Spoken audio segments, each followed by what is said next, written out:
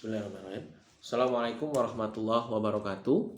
Saya Dias Cakra Budiman Sarjana Hukum. Pada vlog video episode pertama ini, saya akan mencoba menjelaskan secara singkat tentang perbedaan antara perjanjian pengikatan jual beli atau PPJB, pengikatan jual beli atau PJB, dan akta jual beli. Yang pertama, perjanjian pengikatan jual beli atau PPJB. PPJB ini dibuat untuk melakukan pengikatan sementara sebelum pembuatan akta jual beli resmi yang dibuat di hadapan pejabat pembuat akta tanah. Secara umum, isi PPJB adalah kesepakatan penjual untuk mengikatkan diri kepada pembeli dengan disertai pemberian uang sebagai tanda jadi atau DP berdasarkan kesepakatan para pihak. Umumnya, PPJB dibuat di bawah tangan karena harganya belum lunas, atau sebab-sebab lain yang dimana di dalam PPJB tersebut memuat pasal-pasal atau perjanjian. Misalnya, seperti harga jual, kapan waktu pelunasan, dan kapan waktu akan dibuatnya AJB setelah pelunasan itu dilakukan. Yang kedua, pengikatan jual beli atau PJB. PJB adalah kesepakatan antara penjual untuk menjual properti seperti tanah atau tanah dan bangunan kepada pembeli yang dibuat dengan akta notaris. Kalau PPJB tadi di bawah tangan, kalau ini dengan akta notaris PJB. PJB dibuat karena alasan tertentu juga. Alasan yang paling umum yang dapat kita temui yaitu belum lunasnya harga jual beli properti tersebut, atau belum dibayarnya pajak-pajak yang timbul karena adanya jual beli itu. PJB ada dua macam. Yang pertama yaitu PJB lunas dan PJB tidak lunas. PJB lunas dibuat apabila harga jual beli sudah dibayar lunas oleh pembeli kepada penjual, seluruh harga yang disepakati telah dibayar, tetapi belum bisa dilaksanakan atau belum bisa dibuatkan AJB, akta jual beli, karena misalkan pajak-pajak yang timbul karena jual beli tersebut belum dapat dibayar, atau belum tahu kapan akan dilakukan pembayaran pajak-pajak tersebut, sehingga dibuatlah PJB sebagai pengikat antara pihak penjual dengan pembeli. Dalam PJB lunas juga dicantumkan kapan akan dilakukannya AJB.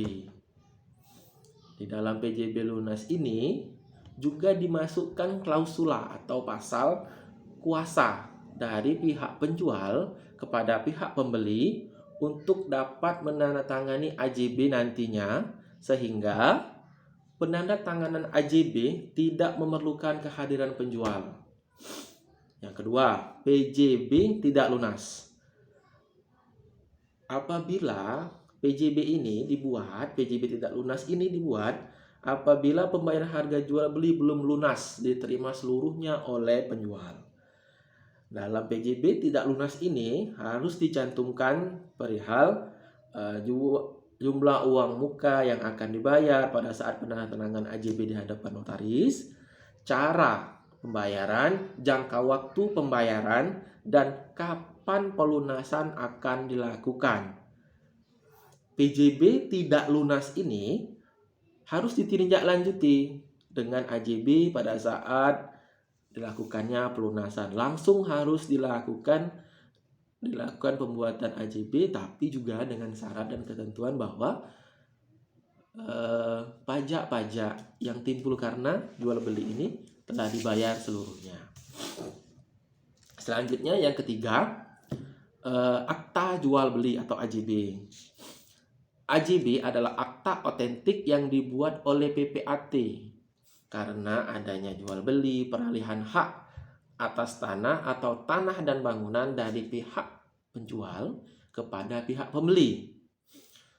Pembuatan akta jual beli ini sudah diatur oleh Kepala Badan Pertanahan Nasional atau Kepala ATR BPN Nasional dalam Peraturan Kepala Badan Pertanahan Nasional atau Perkaban nomor 8 tahun 2012 tentang pendaftaran tanah. Bisa teman-teman baca di situ nanti. Pembuatan AJB ini dapat dilakukan setelah semua harga jual beli dibayar lunas seluruhnya oleh pembeli kepada penjual. Dan pajak-pajak yang timbul karena jual beli tersebut sudah dibayar semuanya. Pajak-pajak tersebut yaitu pajak BPHTB, pajak perolehan pajak tersebut yaitu pajak perolehan hak tanah dan bangunan atau BPHTB yang dibayarkan oleh pihak pembeli, dan pajak penghasilan atau PPH yang dibayarkan oleh pihak penjual atau dapat pula dibayar oleh salah satu pihak berdasarkan kesepakatan mereka. Kemudian setelah dilakukannya pembayaran pajak-pajak dan telah dilakukannya pelunasan harga tersebut, maka para pihak dapat menghadap ke PPAT untuk dapat dibuatkan akta jual beli. Setelah dilakukannya pembuatan akta jual beli, PPAT dapat mengajukan pendaftaran peralihan haknya tersebut ke Kantor Pertanahan Nasional di mana letak tanah tersebut berada. Misalkan kalau di kota Palembang, kalau tanahnya ada di Banyuasin, berarti di Kantor Pertanahan di Kabupaten Banyuasin. Proses tersebut juga atau kita kenal sebagai istilah proses balik nama. Dengan selesainya balik nama tersebut, maka seluruh hak atas tanah yang telah dilakukan AJB antara pihak penjual dengan pembeli, seluruh haknya dari penjual tersebut beralih secara langsung kepada pihak pembeli. Demikianlah penjelasan dari saya. Terima kasih telah menonton dan semoga membantu teman-teman semua yang akan melakukan proses jual beli di dalam bidang properti. Sampai bertemu di episode 2. Assalamualaikum warahmatullahi wabarakatuh.